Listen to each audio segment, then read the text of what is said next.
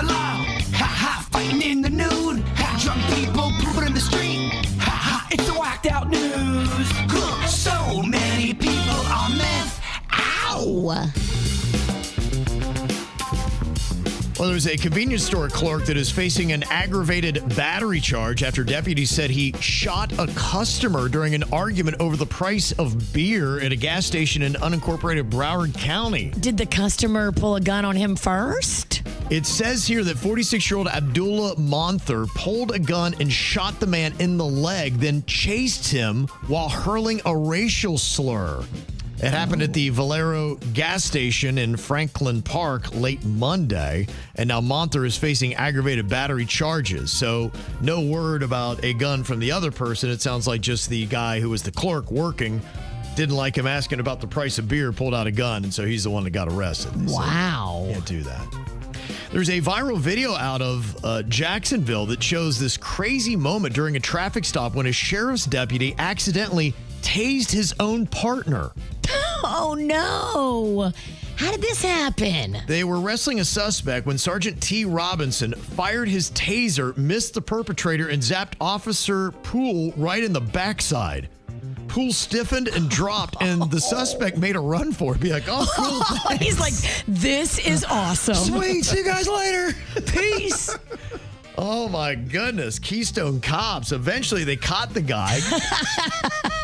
And now he's facing fentanyl and weed charges, plus resisting arrest. It's hilarious. The whole time the guy's running away from the police, do you think he's thinking in his head, oh my gosh, I cannot believe that just happened? What luck. Yeah, right. I mean, that guy has a serious guardian angel watching him. Yesterday in the Whacked Out News, we told you about a new pitcher for the New York Mets named Dickie Lovelady. We love that name. But today we got another fun name. It's a 34-year-old man named Patches Magickbeans.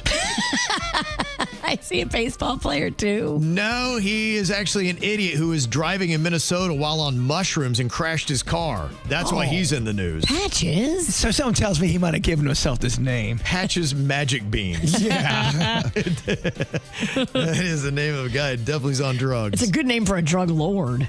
Somebody robbed a Quick Stop convenience store in Alabama last weekend wearing a Scooby-Doo costume. And the authorities are hoping to bring him to justice, possibly with the help of some meddling kids. We'll see how that all goes down. But my goodness, yeah. Scooby-Dooby-Doo, where are you? We got some work to do now. Scooby-Dooby-Doo, where are you? We need some help from you now. Oh, man. Come on, Scooby-Doo, I see you. Pretending you got a sliver. You're not fooling me, 'cause I can see the way you shake and shiver. You know we got a mystery to solve. Scooby-Doo, be ready for your act. Don't hold back. And Scooby-Doo, if you come through, you're gonna have yourself a Scooby snack. Oh, man, what a jam, huh? It's such a jam, and you do a very good Scooby-Doo. Well, there's a cop in England that told a female coworker to pull his finger. She's like, I know this joke, and she refused to do it, so he spun around and just farted right in her face instead. Oh, my. What a move. He has been suspended, and they're thinking about terminating his job as a result. To fire him. Yes, you have to let him go. That's a fart terrorist. He is a terrorist. I'm sorry, a fart's a weapon. I'd rather have you punch me in the eye than to fart in my face. I told you about that story. I was in Vegas and a guy farted on us as a weapon, and it was awful. Awful. Yeah. You're a victim. You deserve compensation. And I feel like, I don't know, something about a fart terrorist, they always have some on deck ready to go. They're not built completely human. How are they ready at a moment's notice and they know what they unleash is going to be toxic? It's like a bouncer who starts doing that thing with his neck. He's just looking Cracking to just popping it, yeah. just wanting to choke slam somebody. You're Anyone right. that just blinks the wrong way. That's what a fart terrorist is like. Well, it's not cost, but there is actually one profession that is encouraged to fart when they have to, at least according to an Argentine flight attendant who says that pilots should not be holding in their gas, especially when they're at high altitudes, because the increased pressure will give them discomfort and be a distraction to the pilots who need to pay attention to flying the plane. So in that tiny little cockpit, I guess they're just letting it fly, baby. Well, if it's let it fly or make yourself feel bad, I want the pilot to let it fly because I don't want him to have any issues that distracts him from flying the plane. I don't want a pilot that's gassy. Fart away. You got to. I don't want him holding it in. Human lives are at stake here. Release it, baby. Wow. Okay. That's what she says that they do. But if you're in the cabin, which I was in like the back of the plane over the weekend, and somebody, I don't know who, but right in my immediate vicinity, it had to be in the row in front of me or the girl next to me. Hey. Somebody stunk so bad with the most lethal fart. If you have a lethal fart, you need to get up and go to the lavatory and fart in there. Okay. That is not cool. And people always say that get up and leave the room to go do that. But what if you really have a case of bad gas? You just constantly have to get up and leave? Well, try to go in the bathroom and expel as much as you can. If you're basically sitting on top of somebody in an airplane row, Okay. it's not cool. I went through it. It's still very fresh. You should make a travel video, the do's and don'ts. I like that. Don't fart on me. I would watch Should that. be understood, you'd If think. that's what it was called, don't fart. I'm clicking. 23-year-old Carlos Gallegos Aloha was arrested in Connecticut after speeding at 122 miles per hour. Whoa. Police had actually seen his SUV earlier, pulled him over with all occupants outside, and he later admitted to stopping to chug a beer before continuing to drive. Dude. They found the open container in the car, and he failed the sobriety test, and now he's facing multiple charges, including DUI and reckless driving.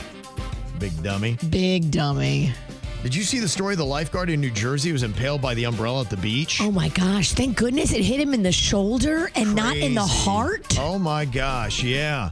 The wind blew the umbrella off the lifeguard stand, striking the woman as she Oh, it was a tried to prevent woman. it from falling. Yes. Oh man. She was found with an umbrella stake piercing her left shoulder, protruding about a foot from the back of her arm. Oh my gosh. Wow. Yeah. There are that- days and then there are days. Yeah, you don't think about it, but those beach umbrellas are very dangerous. Very dangerous. It's basically a spear. And then when it gets up in the air and when it lands on somebody, it's like being speared. Right. Absolutely. That's definitely what it is. Pretty crazy stuff.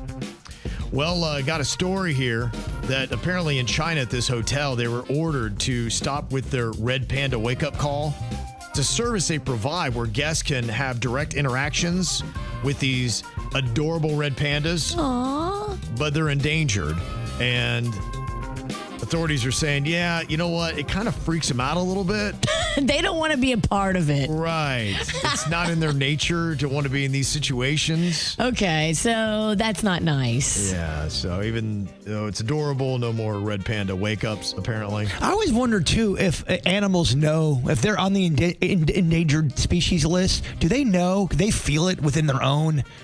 Does it give them a little reason to puff their chest out and be like, yeah, we're untouchable? Or Are are they they just hanging out at the bar and they look around and be like, hey, where's Bob, Matt, Tim, Doug? They're all We're gone. endangered now. Yeah, I mean, are we endangered? do they start to notice going, I don't see as many. Well, imagine if you went out in public and there's a lot less of you. You'd be like, am I endangered? Exactly. What's going on here?